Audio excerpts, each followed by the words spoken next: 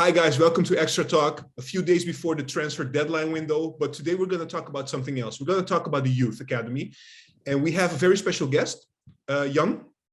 Hi, welcome. Hi. Hi. So, Young, just for the viewers, right? You're the first time on this channel. We actually asked the Youth Academy, the Ajax Youth Academy account platform. You guys are on Twitter, you guys are on Instagram. You guys also have a Discord since a few months in which you can exchange, and discuss things about the youth. So we asked if somebody from you guys can come to our channel and talk about the youth, because we talk about Ajax all the time, but we don't really pay attention to youth a lot. And I think it's a nice contrast to the fact that we're in the market trying to buy players. But let's focus now a little bit on the youth, and then our next extra talk will be a little bit more about the transfers. So, Young, can you tell us a little bit more about yourself? How you became an Ajax fan, first of all, and second of all, how the idea came across of the Ajax Youth Academy.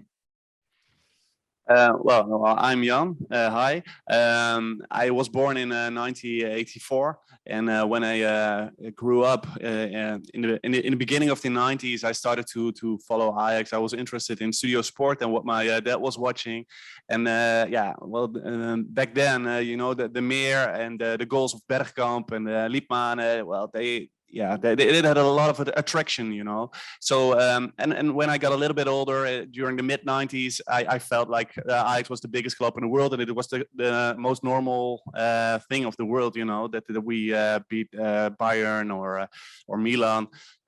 So maybe the better question is, why did you stay an Ajax fan after 98? And that was because partly because of the Youth Academy. And well, this has always kept my attention, and I followed it. Like 6 or 7 years ago, I did some interviews for Ajax 1.nl, and I interviewed Matthijs de Ligt and Dani de Wit, and guys like that. Gravenberg's his dad, and I talked with a lot of people back then, and the group who's now making up Ajax Youth Academy, Jelmer and Mike, they also followed it back then. So we always kept in contact and kept in touch with each other, and this is how the idea of the app came up. I think at some point.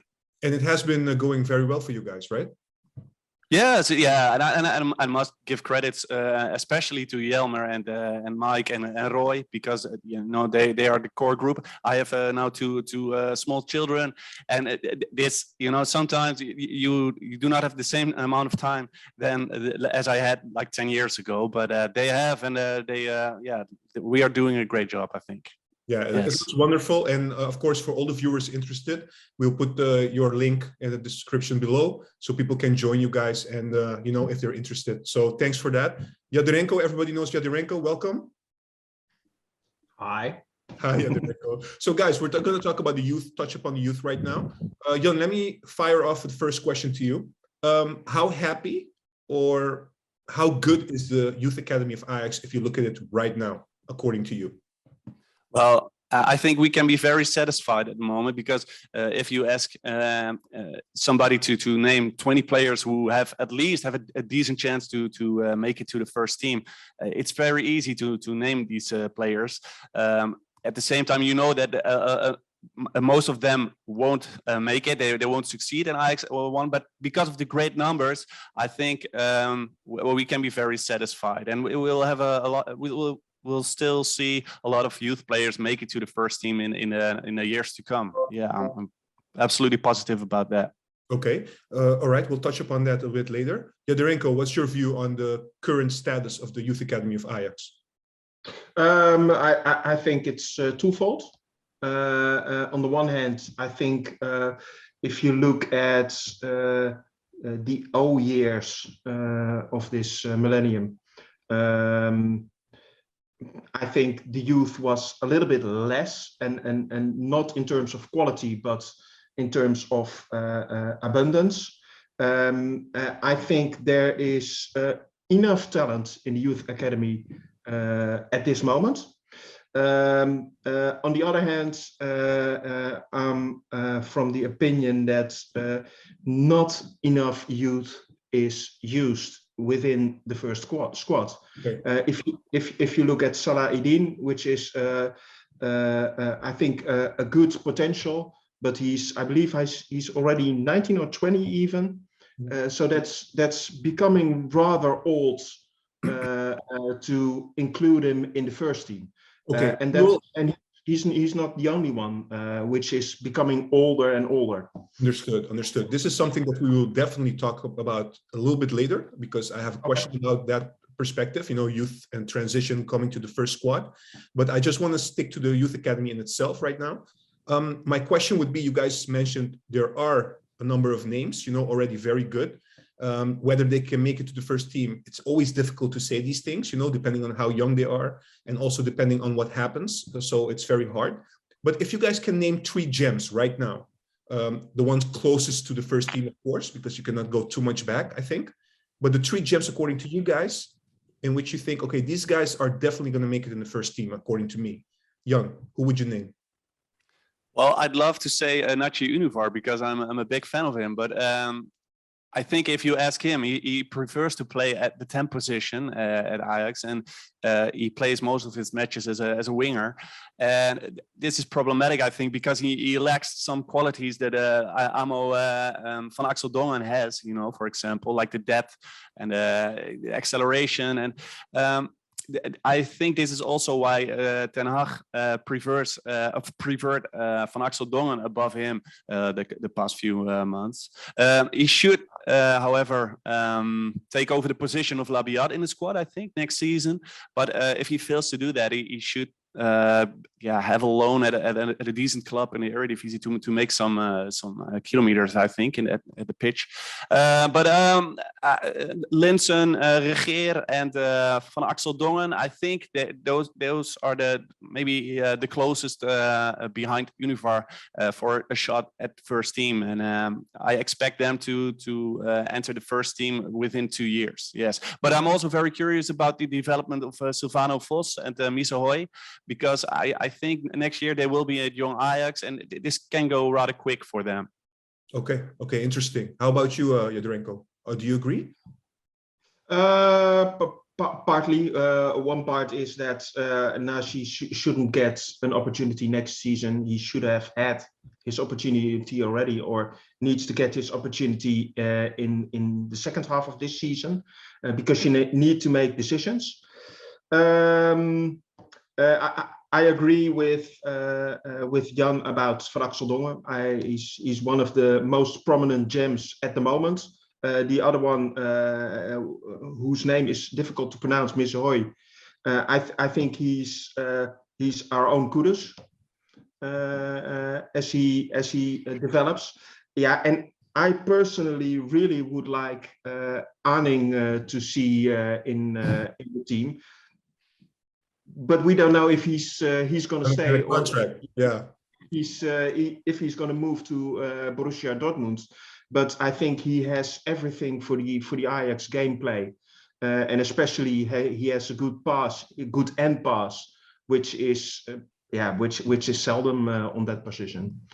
So if I can name 3, I would name those 3, or maybe Charlie Stedford, which is doing quite good. And he has a lot of potential, and there's no one else, I think, in the goal who competes with Stedford at the moment. But he has Gorter in front of him, right?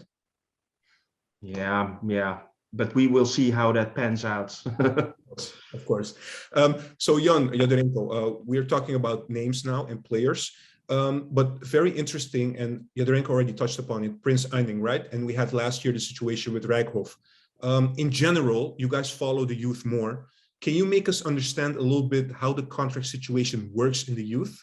Because how is it possible from the outside, as an Ajax fan, if you're not looking too much into the youth, or from an outside perspective, how is it possible that, knowing Ajax being such a good academy, knowing that they will have a very good education, they will have more or less good chances to come to the first team?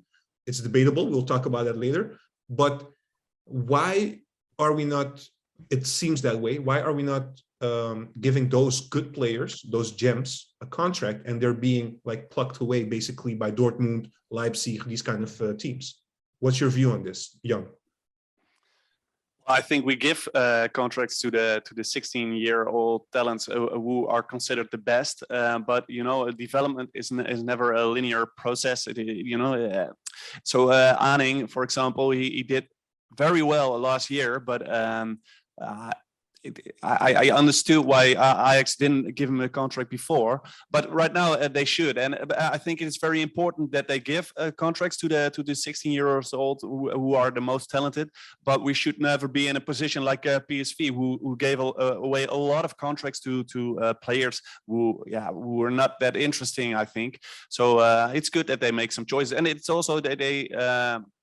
You know, the biggest talents, they get contracts, but the level of talents, something below this, they should be happy to be in the Ajax Academy. I think that is the thought process still, and maybe this should change. That is debatable. Okay, Jadranko, you agree? No. Oh. 2 examples. One is Aning, who doesn't get a contract. 2 is Jan Sana, who is getting a contract. Jan Sana is never going to make the first team. So why are you giving those players a contract? I think it's strange. Same with Baas. You have Baas and Salah-Eddine as well on the left back. I don't see Baas playing in the Eredivisie or even Champions League. Yeah. Salah-Eddine maybe, but Baas, I just don't see it with him. Then why? Right? I mean, what Jan said, it's very difficult as well. I mean, we have to look at it also from the other perspective. It's very hard to judge how somebody will develop, right? So at the moment in time, you think, okay, this guy has what it takes. He's making that progress, but maybe that progress will stop, or the other way around. Somebody in the beginning might not be progressing, and you think, no way he's going to make it to the first team, and maybe later he will make that jump in progression and he will end up in the first team. So how do you make that distinction? But it's strange that everyone who follows Ajax names Rijkhoff, names Aning, names Missouri, names the same kind of players who are probably going to make it or not. And if you don't give those players a contract, I don't know what you're doing. I do understand that sometimes Ajax is trying to postpone that moment. So when they sign him, they have him for longer. But if you have a talent in which you say, okay, it's 50-50 if he's going to make the first team, I think you should give him a contract when he's 15. Same thing with Gibson Ja. He gets a contract, but he only gets a contract for 2 years, whilst you can extend the contract for 3 years. So I don't understand why do you give him 2 years? You have confidence in him and you give him the time to develop, or you don't, basically. But so maybe because he is progressing, but he has to make more progression, you know. I think it's very smart to do it like this, because also maybe Jan, you can add this also into the conversation. We know that, you know, when Cruyff came and he came with the revolution and stuff like that, they changed also the philosophy behind the youth academy, right? In the beginning, it was all about teams progressing, and you were part of the team, and it was all about winning and stuff like that. It became much more individual. It became much more looking at the individual growth of a player. And you can have like different players playing in a team depending on how good somebody is or how somebody is progressing. Is that correct? Yes or no? That is correct, I think, yes. And but it is also a very good development that they started to give contracts to the best 16-year-olds, because back then on the young, we lost some talents who didn't get a contract. So this was considered to be a bit arrogant by Ajax, because we are the Harvard of football academies. Yeah, okay, maybe we are, but still, if they can sign a contract somewhere else where they can earn a lot of money, then they are humans, and they well, some of them will be sensitive to that. So I'm very happy that we changed this policy, but of course there will also always be some players like Aning who should get a contract. This is always a hard thing, I think. Yes. Yeah, agreed. Look, we had this week news about, not transfer news. Well, we have transfer talks, but the news of the youth, looking at Linssen and looking at Regeer, they signed a contract. Linssen until 2026, I believe. Regeer until 2025. Is that correct? Yes, I think. I think so. Yes. Yes. So these two, I mean, you guys already mentioned them. It's very good to hear. Which other players, I mean, we already touched upon it a little bit, but which other players do you foresee in the near future, this coming weeks, this coming month, will get also a contract? I've already deep dived a little bit. I know that Ünüvar, his contract will end next year. Also, Axel van Dongen, his contract is 2023. So I would assume that these two are also next up, basically. Are there other names for you guys? You always have to watch at the guys who will turn 16 this year. So I think Jedel Hato and Sky Fink and guys like that, Tommy Setford, they probably get a contract this year. And this is how it should be. You always have to look at this category of age. Yes. Okay. Okay. Yadorenko? Yeah. Sorry.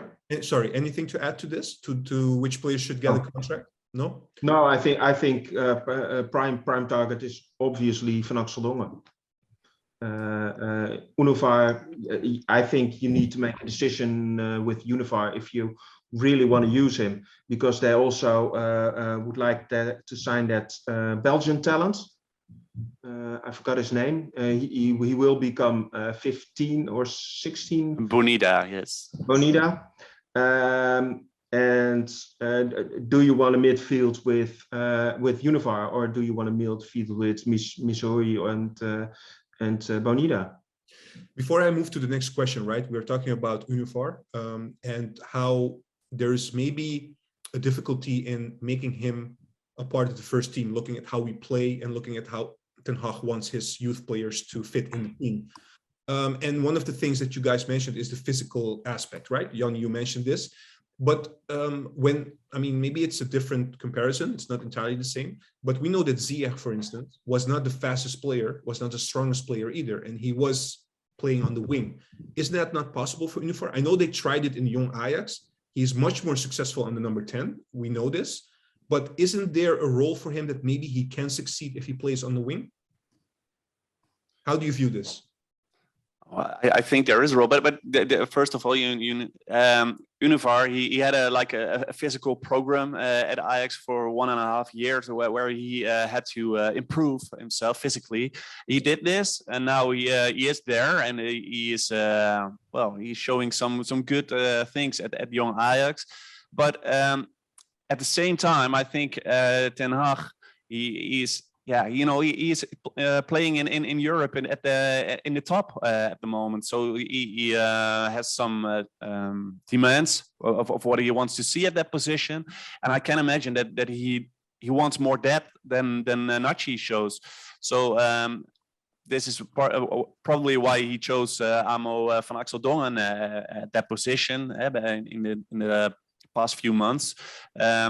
So if Nachi really wants to be there, well, as I said, he first should take over the position of Labiat in the squad, and from there on, he should make an impact. And then the trainer, if it is Ten Hag or Heitinga or whoever it is, and they should go for him based on what he is showing at the pitch. Yeah, but he has been tremendous the first half year at Young Ajax, correct? He has been doing very well. Yeah, especially the past few months. Yeah, and I can imagine that he has the feeling, well, what else do I have to show to get a chance? I absolutely understand that, and I think that he should get a chance the coming months. But it will be very hard, especially because I think that Ten Hag doesn't really see him as a winger, and then there is a lot of competition at the 10 position. Yeah, correct. Yadorenko, I think I know where you're heading with this, but for you, it's not a discussion. Ünüvar should get playing minutes for you. He's good enough to get some chances this season. Look at his passing. His passing reminds me of our all loved Apinouri. The small touch, the stake pass. as we call it in Dutch. Yeah. He's tremendous in that. So in my opinion, he should always play around the 10 position. So not as a winger, because he's just not specialized enough for that position. He's specialized on the 10, so use him as a 10. It's basically what we see at Barcelona with Frenkie de Jong. They all say, yeah, but he needs to be more progressing in the field. He needs to be more forward. No, he doesn't. He's a specialist on 6. He's the best in, maybe even in the world, on 6. So why would you use him as an 8? It's the kind of thing that trainers get in their minds and think they can change a player into something else.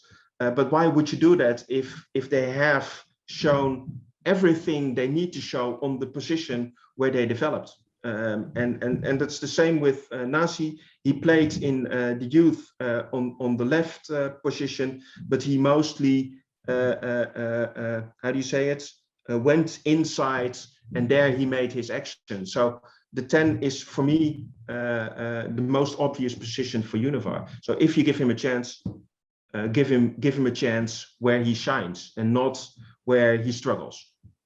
But sometimes trainers do have it right, you know, they do hit the right button.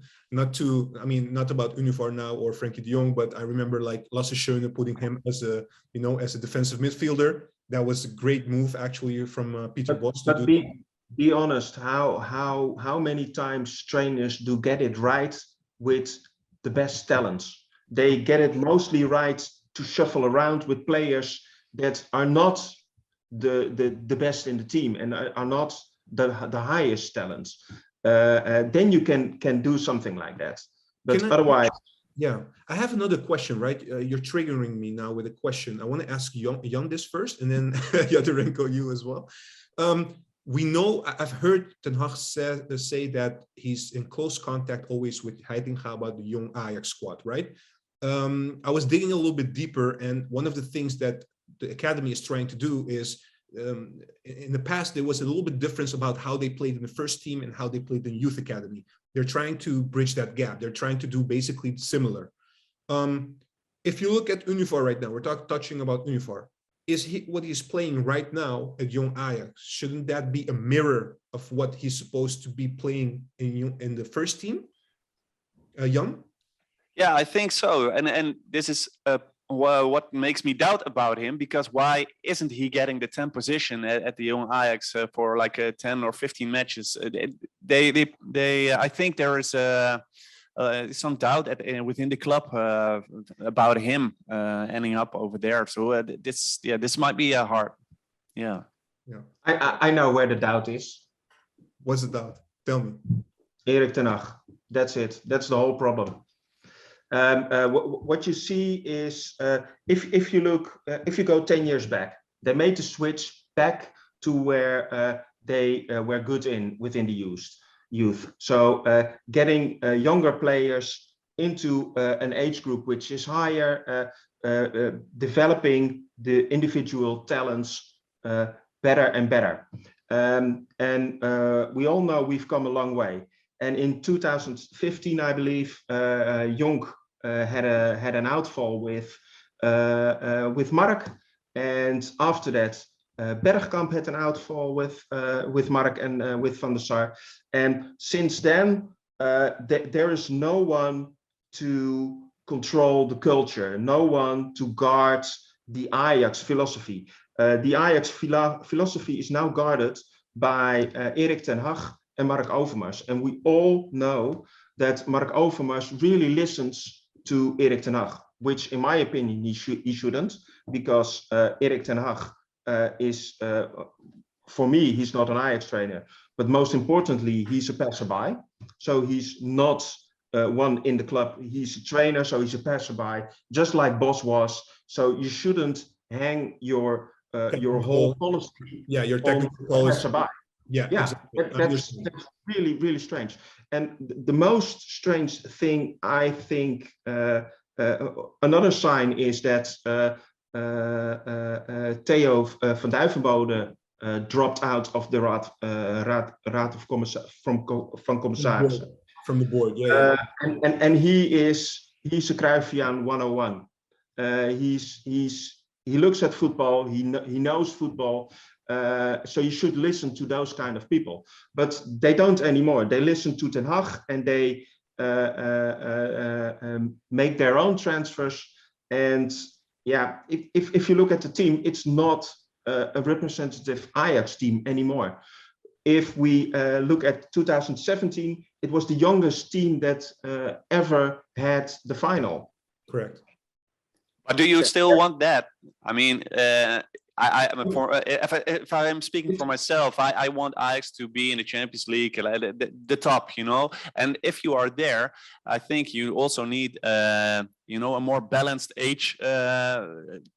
How do you say this? Yeah, you know, the building of the squad. You need to consider the age groups and you know, this certain characteristics. How do you say it? You know, like the guys from Argentina, they bring something else, you know, to the club. So if you're very dependent on your own youth players, then you will miss out on some. It has never been something else. Look at the 70s. Look at 87 with Van Basten, Rijkaard, Frank Verlaat, who debuted in the final. Look at the 95 squad. Look at the 92 squad. Look at the 2003 squad. It was all coated with youth. And it's an illusion that you can join the European top and compete with Barcelona, with Real on experience. We are better now. Yeah, but Barcelona, but they fucked up big time for 5 years right now. But we're not better as Real. No, I think so. But and I think in '95 there were there were a lot of experienced players over there as well, like Blind and Rijkaard, and you know there were only a few 18 years old back then. It was not that young as some think it was. Yeah, but it was one of the youngest teams that ever won the Champions League. So, yeah. Right. So what you're talking about, and even the guy who decided that game was 18 years old, Kluivert. Yeah, correct. And I believe Canu came in and changed the game together with Kluivert, and Canu was 19 at that moment. True. Look, I wanna touch upon a couple of things just to straighten things out, right? Jadranko, you're saying that basically, in summary, quickly. You think that Ten Hag is giving too much influence in the technical policy of how things are progressing with the club, and that shouldn't be the case because he's a trainer, and a coach should always look at the results short term, and this should be actually taken care of different people within the organization. Is that what you're saying? I think I don't know if the technical heart was the solution or was the way to go, but I do think there needs to be more touch points in the club to decide who you're going to buy, because that influences your development of youth, because they're now at a level and you need to test them. If they're not okay, and if they not come through, fine. You don't hear me complain. You hear me complain because they don't get a reasonable chance. Look at Taylor, who should have been playing for Ajax, I think, for over a year, but he still doesn't really get a chance. And that's just from a business point of view, it's way off, because you're the only club in Europe that has this niche and is this strong. There's no club in the world that can deliver youth players a low entry like the Eredivisie and a high platform like the Champions League. There's just no club.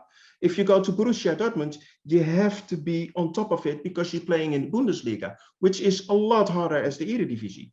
So I think Ajax is in a niche and should make use of that niche. That was the reason why Cruyff came back and said, we need to do this all over, because we've done this and we didn't exceed in buying players on the longer term. Not on a short term, because you can score and you can have good players, but on a longer term, you cannot hold out and compete with the subtop of Europe. It's basically that simple, and that's the reason why you need to give the youth a chance to at least know if you can extend their contracts and let them develop in the first team, or sell them to an Eredivisie club. I don't agree, because I think this is a result of where you are now as a club. We have more money to spend, so we can buy better players. And when you can buy better players, the quality of the squad increases. And when you reach that point, it's very natural that there are more talents who won't make it. So like Kenneth Taylor, for example, I think 10 years ago, he would have succeeded at Ajax 1 and he would have get a lot more playing time. But right now he isn't far enough. So this is only normal. And I think it's also for the real top talents at Ajax, it's a better environment, because they can learn from the experienced players who come back. And you know, I remember Matthijs de Ligt, he asked for Blind, and he wanted those kind of players surrounding him. So it's good that they are there, and it will be tougher for some players to make it. Yes, but I would like to I agree. Blind, Tadic, superb, just like Rijkaard was in the 90s.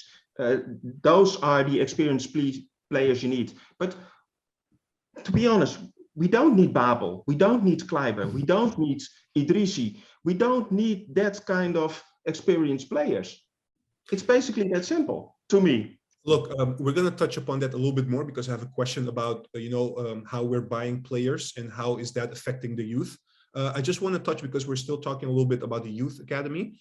One question, maybe also for the viewers, maybe for me as well, because I'm not really involved in this or looking into this, but we know that the head of the Youth Academy is run by Said Ouaali, who took over from Young, as Joakim mentioned, in 2015. What is his role? Do you know what his role is in what is he doing exactly to make everything go swiftly in the Youth Academy? Can you touch upon that a little bit, Young? Well, that's very hard if you're not walking around there every single day. But I think there are three very important changes when you compare this period with the period under Young. First of all, the contracts for 16-year-olds, I think that has now changed. And as I said already, that is very important. A second thing that is important is that when you looked at how many youth players there were 10 years ago, it were like 200, and now it's 250. So there are a lot more players, and higher numbers mean a bigger chance that you get that you have the right talents who can actually make it. And a third change is that there is stability now. You know, back then there were a lot of struggles between youth trainers and other staff who were working there, and now there is far or less criticism. I think they get along better, and this stability is good for the club, I think. Yeah. Do you think also, because you mentioned three of the points, do you think now we would have less situations in which Bergwijn or other type of players would leave Ajax in the Youth Academy and go somewhere else? It's hard to say, but I have the feeling that this is the case. And some cynical followers would maybe say that Ajax fears to miss out on some players, and that this is why they have bigger squads. Yeah. But at the moment, I have the feeling that the players would not be sent away for behavioral things like 15 years ago. But this was even before Young, when this happened more often. Yeah. So guys, we touched upon a couple of things already in the youth, and Jadranko also mentioned a couple of things already, and that was basically the final question I had about, how the youth is developing, and also how many chances they get into the first team. Because look, we don't have to go all the way back to see that Ajax has transformed. And Jan, you also mentioned that the level of Ajax has gone up. You saw it already when we got Tadic, we got Blind. But you also see that Ajax now is trying to recreate that formula year in, year out, because not always successful. Jadranko mentioned Babel. We got Promes as well, for instance. We got Klaassen back, Davy Klaassen. We got Berghuis in the summer. So you see that we're implementing the same thing. And now we're trying to get Bergwijn, right? And there are also rumors that we're trying to get a very big talent from Brazil called Giovanni.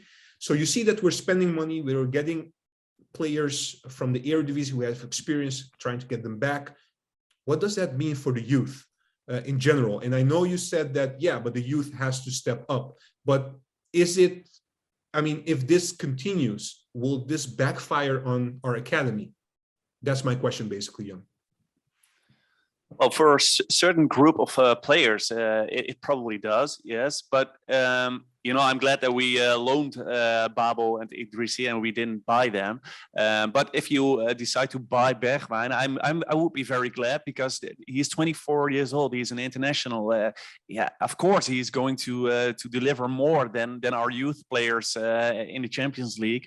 I had an interesting discussion with a journalist from Tipsbladet this week, and we discussed the Danish talents who are currently at Ajax, and we came at the question if Ajax is still the right club for the Danish talents, because with their background, there wasn't asked too much of them when they grew up, and they are guys from a wealthy environment. So maybe they didn't face the right struggles during their youth to make it at Ajax, you know. So maybe the youth players at Ajax at this point need to be more complete as a person, but also quality-wise, and this probably means that for a big group who is lacking certain aspects or qualities, they can't make it anymore if Ajax continues this level. Can you mention the current Danish youngsters? I mean, I know Rasmussen, of course, from Young Ajax. Yeah, a little bit back. All the ones right now, and we got a couple already these last few years. None of them, do you see them progressing to the first team? I know that a lot of people say, "Oh, Rasmussen, he can make it," but you know, his peaks, they are very good, and then you think, "Oh, wow, this is a nice player." But like 70 or 80 minutes, the rest of the match, he sucks, I think, and he is lacking the absolute will to have a constant or impact on matches, and because he is lacking this, I can't see him make it. You know, he's like Anderson, I think, who also had nice peaks, but he's never going to deliver for 90 minutes. Yeah. And I fear the same for Rasmussen. What about Kier? Well, also he is he's gifted, you know, technically, but I really doubt if he has the right personality to succeed at Ajax, because, as I said, I think as a human being, youth players need to be more complete now, and this is also why I am very glad that our top talents are learning from Martinez, for example, you know, who are survivors and who did face the right struggles during their youth. So this is what I think is happening at the moment at Ajax. Okay. Jadrenko, how do you see this? To me, this is where the problem is, and this is where the structural problem is as well.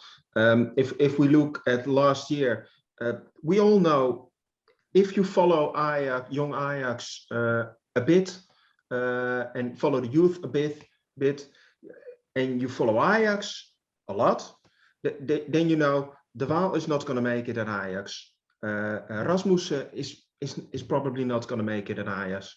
Jansana is probably not going to make it at Ajax. And what they currently do, they invest their money in, for instance, Bergwijn, which is a ludicrous, ridiculous transfer, because you have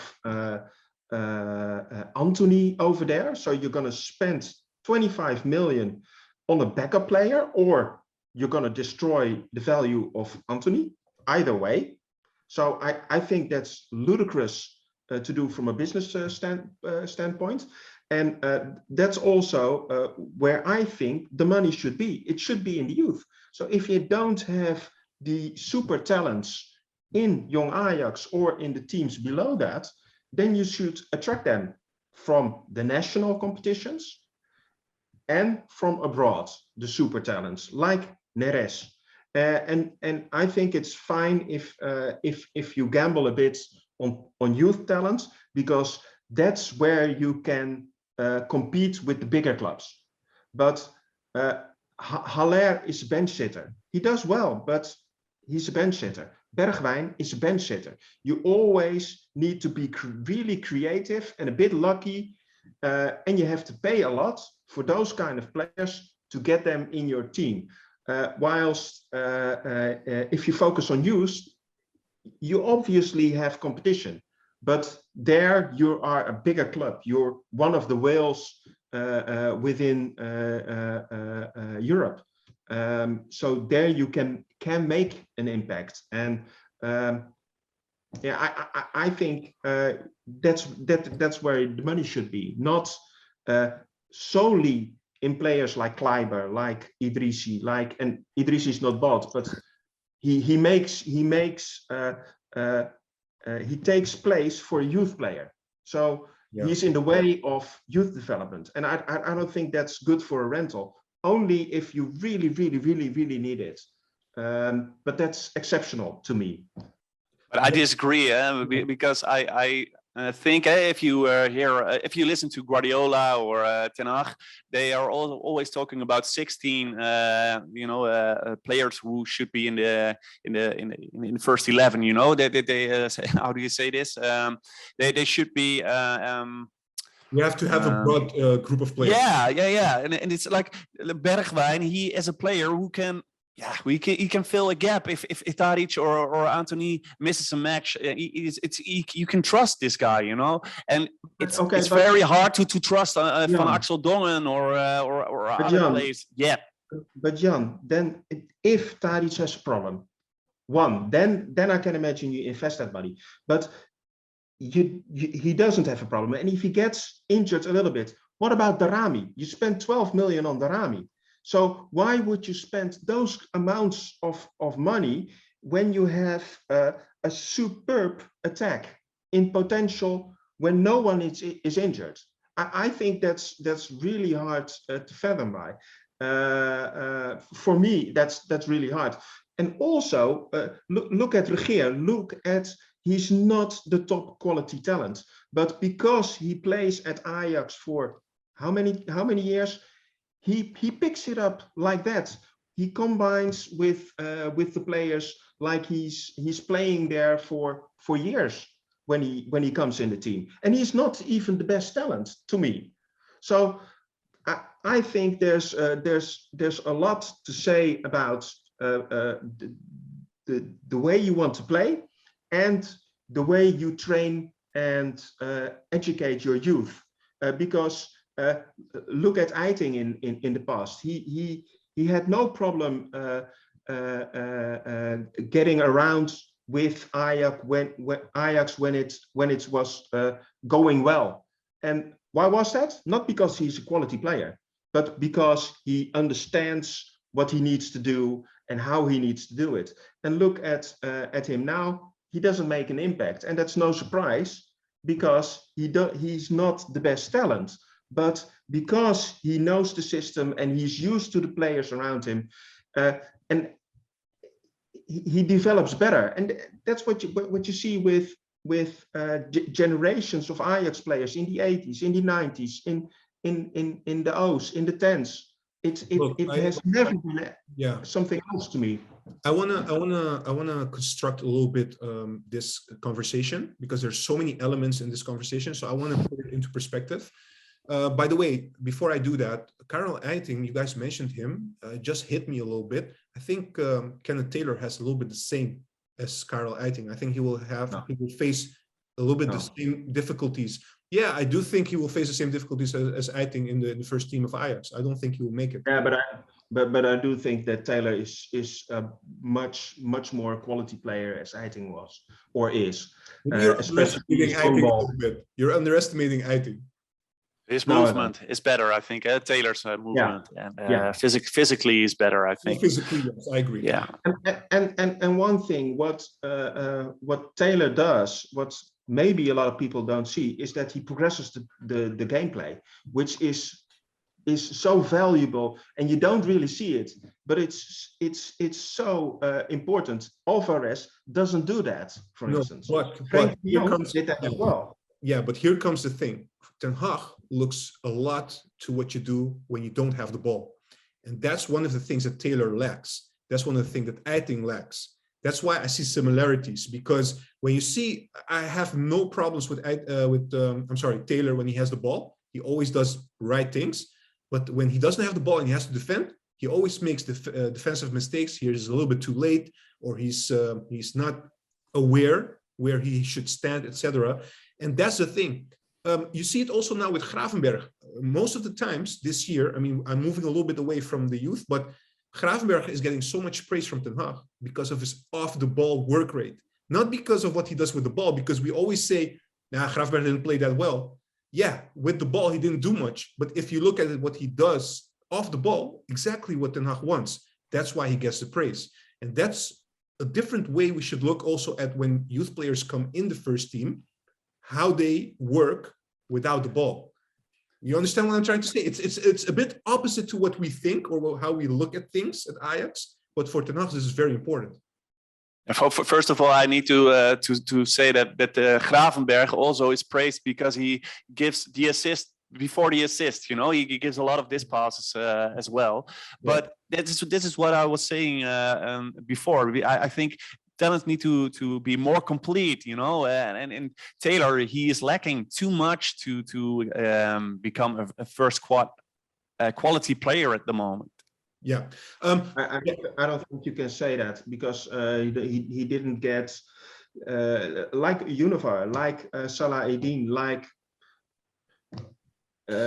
more like maybe even like Geer. Yeah, but if you don't get the chance, you cannot really judge him on one substitution or 10 minutes play. That's not realistic in my opinion. I will touch upon that. I will touch upon that in a bit. But Jadrenko, you're talking about Salah-Eddine. We have to also take into account Salah-Eddine was a year out, right? I mean, this is very difficult for somebody's progression. He was already a big talent, but he has to start a little bit over again. You know, he has to get some more time now to come in. And same with Hansen, same with Ünüvar. They all had a difficult time, some with also with personal problems, and these things happen.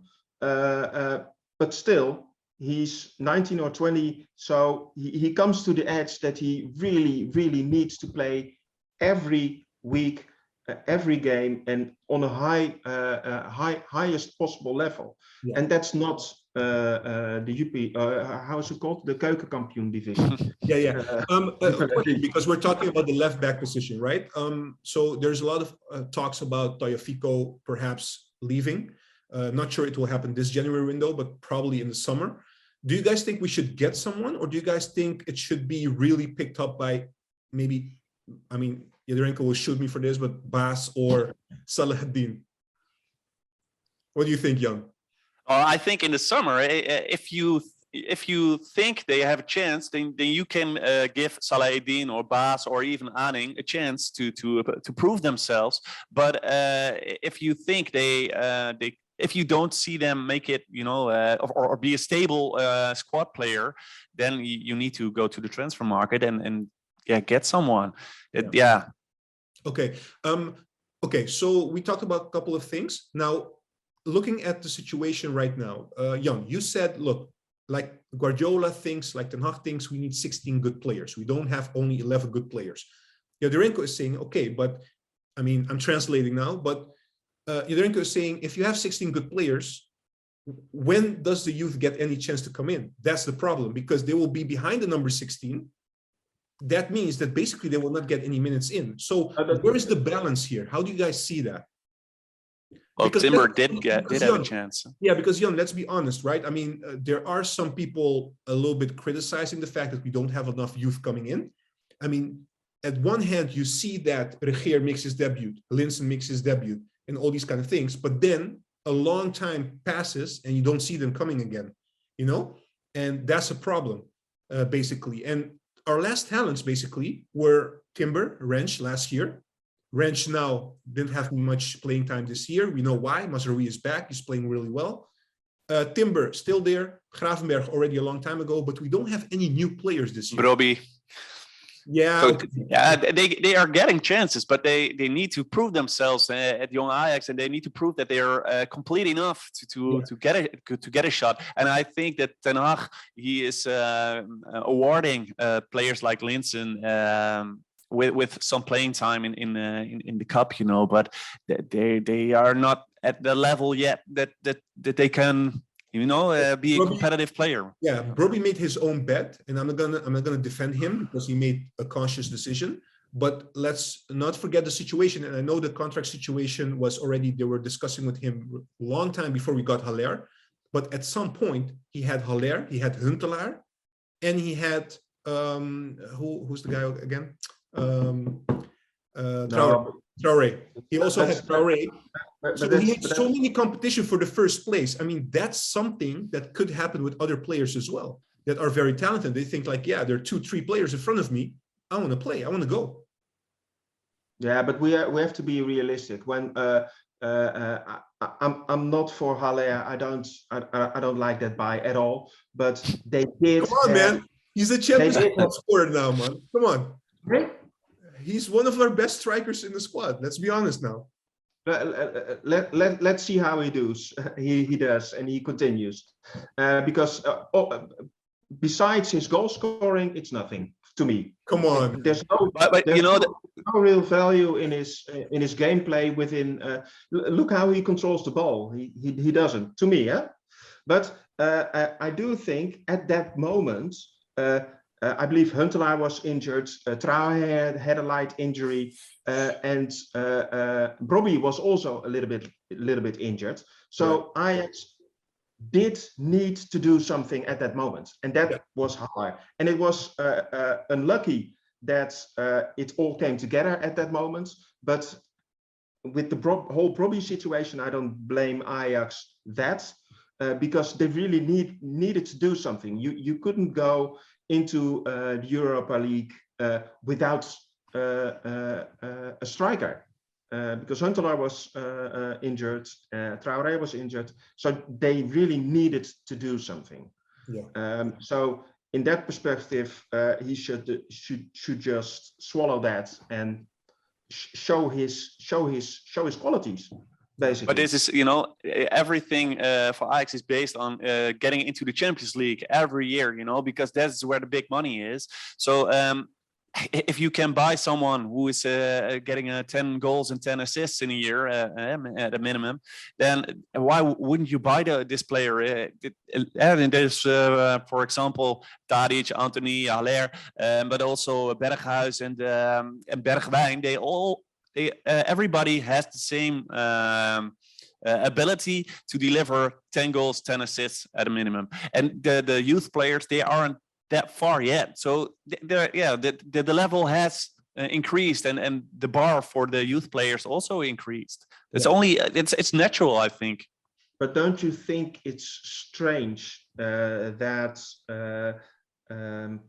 because we all saw last year Danilo is coming back. We all saw De Waal is in a striker in Young Ajax. We also Rasmussen is a striker in Young Ajax, and now we conclude Danilo is not good enough. For me, that's not a surprise.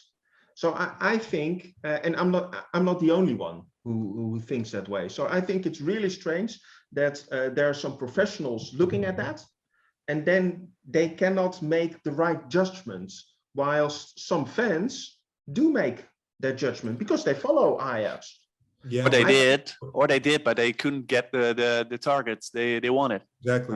You cannot always do what you want, right? You have to manage also a group of individuals, players. Danilo, I mean, if you get a better player than Danilo, maybe he's not satisfied with his situation, you know? So you have to be also aware of these things. And I want to touch upon also what Jan said, because that would be my next thing about talking about balancing the team. You're mentioning it, Renko, a lot of times, and I agree with you. You know, we have to give youth more chances, these type of things. But the era has changed, first of all, and second of all, our ambitions have become much more clear. We want to be in the Champions League every year. We want to structurally be in the last 16 every year.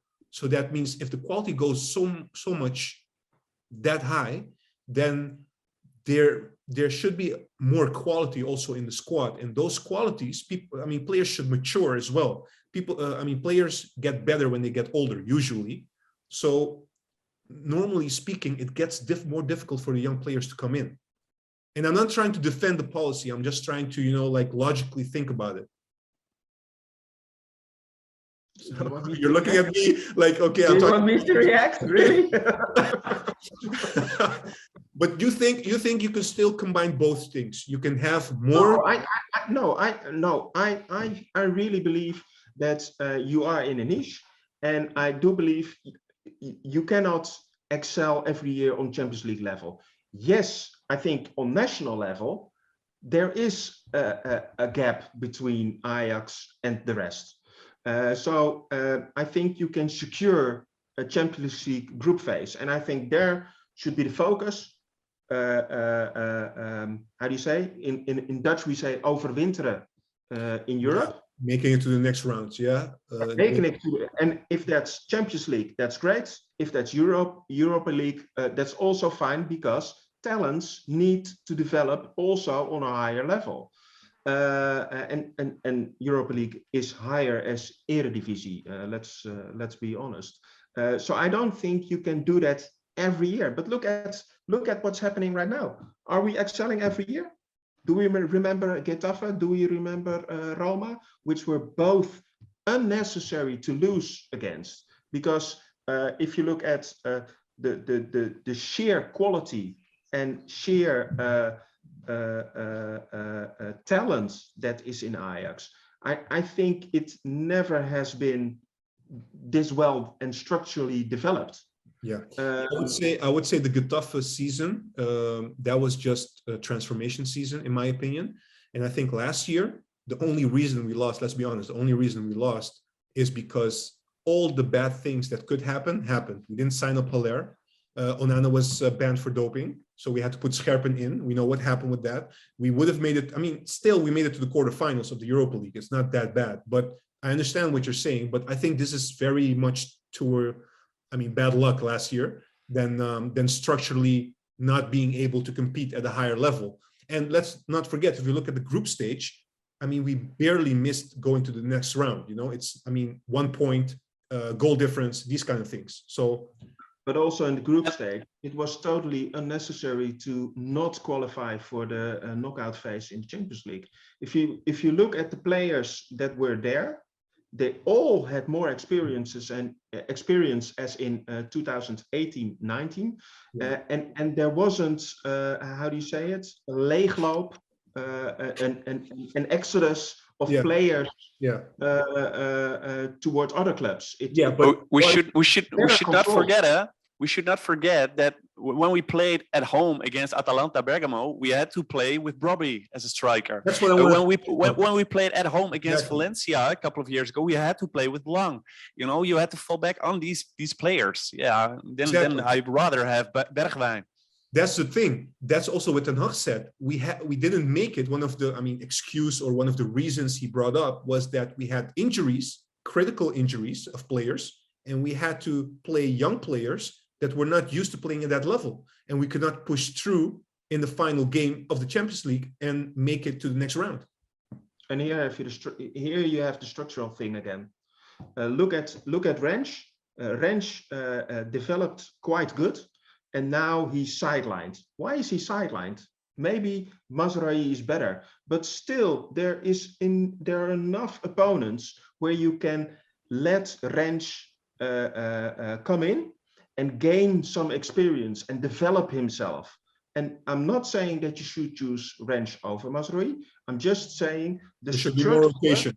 Yeah, the structure of letting players develop. Look at Klaassen. When he subs Klaassen erin, and he doesn't sub a good Klaassen erin. No, he subs a terrible Klaassen into the field. And that's the issue. If everything was going fine and it was superb, then I had nothing to say. But even in games that are terrible, youth is not used, or in games that we are 3-0 ahead, youth is seldomly used, and I just don't get that. I just don't get those chances you have to give those players. Why you don't do that? I just don't get it. because he wants Klaassen to keep his rhythm when he needs him in a big match, and then you cannot use the young players that you mentioned, I think, before, because if you play with Van Axel Dongen or Regeer, then they might miss the quality to really. And what happens is that some players get injured, and then you have to use youth, and then they're not ready. That's the double-edged sword. Yes. Jan, I want to touch, I want to finalize this whole discussion. We were a bit very critical at the end, but in general, two things in summary. If you look at the Youth Academy of Ajax, are you happy, yes or no? Quickly, why? And second of all, if you look at the chances of the Youth Academy towards the first team, are you happy with this, yes or no, and why? And I will ask the same question to Jadranko. He's already looking at me, but we know what he's going to say. Jan, you first. Yes, I am happy because as long as you see guys like Misahoy and Ünüvar and Sean Steur, who is younger, or Levi Aschampong, these guys, they are so technically gifted. They have so much creativity that I am very happy with the players who are at Ajax, and I'm also very happy with the fact that we can keep them longer inside the club. But now we reached the point where. Well, it will be harder for some talents to reach Ajax, to reach the first team and to succeed over there. And this is some kind of compromise that we will have to deal with when you want to be a top club in Europe. Yeah. By the way, I wanted to ask one question quickly. This last week, somebody asked me, why are all the youth players of Ajax short? Do we have an explanation for this? You guys follow the Youth Academy. I mean, there are exceptions like De Ligt and these kind of players, but in general, why are the players of Ajax always short? Mostly compare them to other teams. I'm sorry? Mostly technical players are a little bit shorter because they need to be agile. Look at the past. Schneider wasn't that long. Van der Vaart wasn't that big. Most technical players tend to be a bit shorter. Yes, and when they are scouted, I think that most of the time, when they scout players, they are attackers, you know. And this group contains most players who are small and who are technically gifted, as Jadranko said. So I think this is also the cause of why most players at the Ajax Academy are a little bit smaller. Yeah. Okay. Jadranko, to conclude, your final take on the Youth Academy and the transition, the chances for youth players to play in the first team. I mean, you already mentioned it, but just quickly to round off. I think the Youth Academy as a whole progressed, and I think that's fine. And I think there's quite a lot of talent to dip from, but you need to dip from it. You need to use those players, and I think this is decreasing. The amount of chances youth gets is decreasing, and what you see is that Bobby leaves, Rijkhoff leaves, maybe Arning leaves. So you're gonna destruct your own niche a bit. So and I think on longer term, I don't think it's gonna work.